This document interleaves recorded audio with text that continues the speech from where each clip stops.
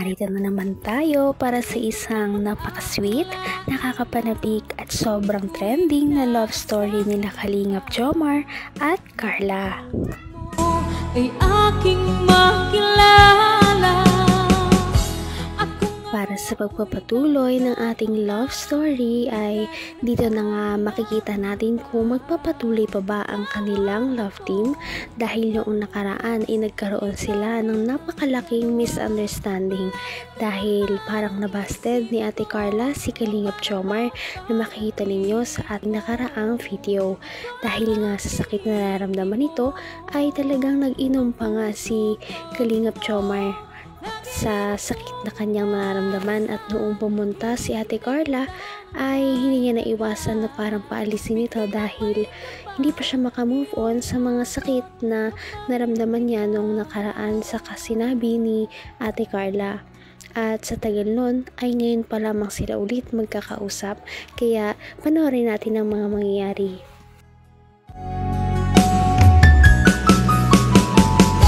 Ang nice ko lang.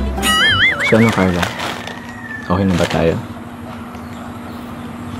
Opo, okay na po. Sure yan, ha? Actually, kahit ako medyo nagilty din dun sa ginawa ko. Ayoko sanang, masakit din naman sa akin na umalis ka. Ayoko man na, di naman ibig sabihin tinabay kita. Siguro, walang talaga ako mood dun sumama sa inyo. Tsaka, nanisin kasi ako kay Kuya David mo. Ang kulit ba naman nun? Lagi pati niyang inaasar. Siguro kung ikaw pa na unang pumunta doon, baka sumunod rin ako eh. Kaso, Kuya David mo kasing nauna. Lagi ba nang aasar? Okay lang po. May kasalanan din naman po ako eh. Pero Carla, meron gustong ipaalala lang din sa'yo, ha? Pero, Paalala po. Tingnan mo ng hawakan mo naman ng pagod. Basta, yun lang. Wala pa naman sila mama papa mo. Yan. Gusto ko lang paalala sa'yo na kahit binastid mo ako, tingin ka muna sa akin. Kung ano ako'y tanggap mo na, hindi ka rin Nakakatuwa naman si Kalingap Jomar dahil bilang lalaki ay siya talaga ang parang nag-handle sa pag-uusap nilang dalawa at dito siya talaga ang humihingi ng sorry sa kanyang mga nagawa at kahit na binasted siya ni Ate Carla ay hindi pa rin talaga siya susuko kahit na anong mangyari. Masakit din naman sa akin na umalis ka. Ayoko man na, di naman ibig sabihin tinabay kita. Siguro, walang talaga ako mood dun sumama sa inyo. Tsaka, nanisin kasi ako kay Kuya David mo. Ang kulit ba naman nun? Lagi pati niyang inaasar. Siguro kung ikaw pa na unang pumunta dun, baka sumunod rin ako eh. Kaso, Kuya David mo kasing nauna. Lagi ba nang aasar? Okay lang po. May kasalanan din naman po ako eh. Pero Carla, meron gustong ipaalala lang din sa'yo, ha? Pero, Paalala po.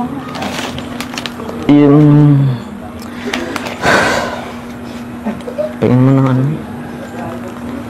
hawakan mo naman ng pagod. Basta, yun lang. Wala pa naman sila mama papa mo. Yan.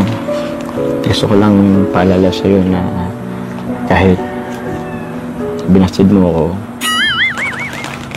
tingin ka muna sa akin. Na kahit binastid mo ako,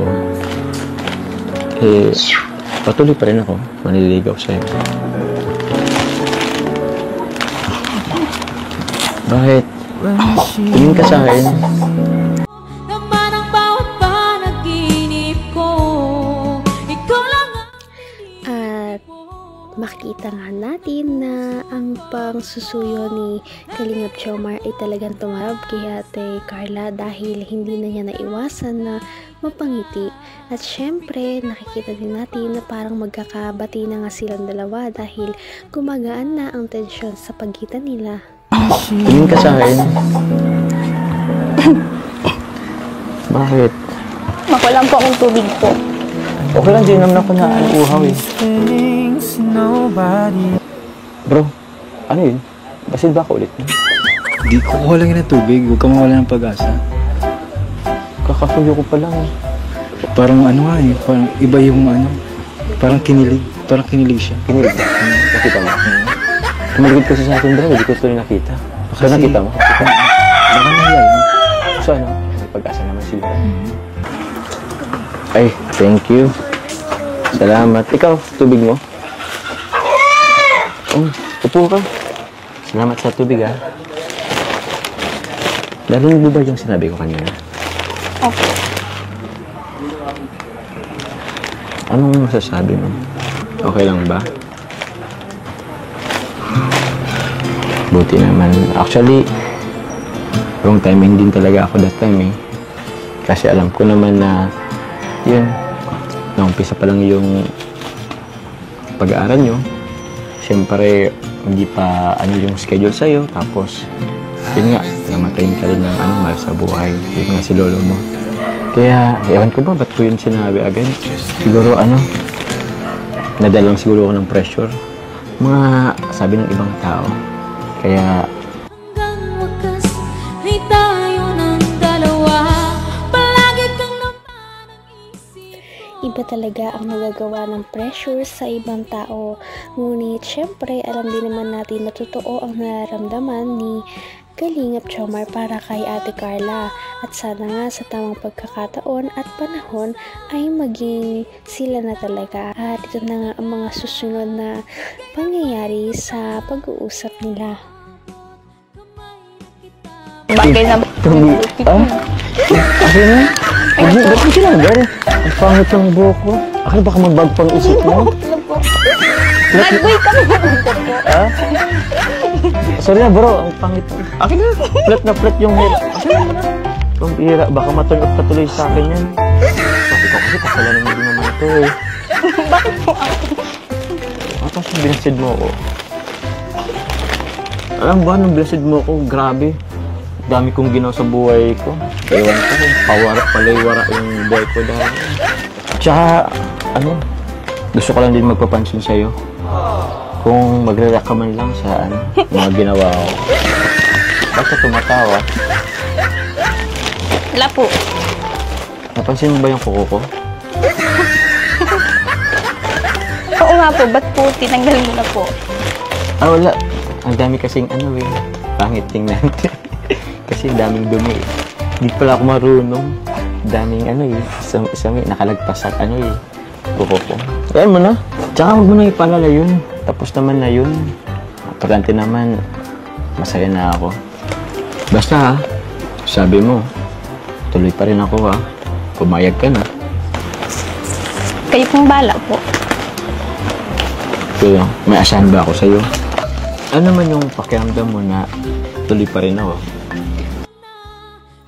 Sa wakas, pagkatapos ng kanilang napakatagal na alitan ay naging back to normal na nga ang love team na ito. Kaya sa pagbabalik ng kanilang love team ay maaasahan natin na marami pa talagang mangyayari na pagpapakilig sa dalawang ito. At aabangan na natin kung magiging sila na ba talaga. Patindi na ng patindi ang mga pangyayari sa kanilang love story. Kaya naman sobrang dami talaga ang kinikilig sa kanilang love story at palaging nag-aabang. Kaya naman sana ay magkatuluyan din ang dalawang ito, si Ate Carla at Kalingap Jomar. Sana din ay patuloy natin silang subaybayan at suportahan para magpatuloy pa ang kanilang love team. Paniguradong hindi lamang ito ang ating aabangan dahil marami pang mga susunod na kilig moments na mangyayari sa kanilang dalawa. Yun lamang at maraming salamat sa pananood. Bye!